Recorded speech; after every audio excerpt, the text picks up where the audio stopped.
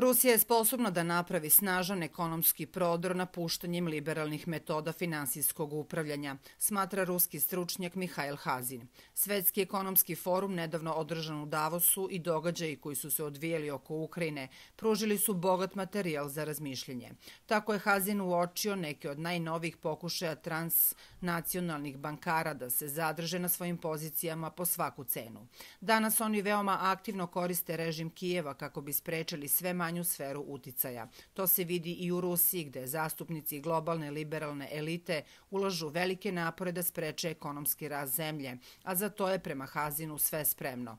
On je potpuno siguran da je već došlo vreme za ozbiljna prilagođavanje ekonomske politike Ruske federacije. Rusko rukovodstvo mora konačno da napusti liberalne metode upravljanja finansijama.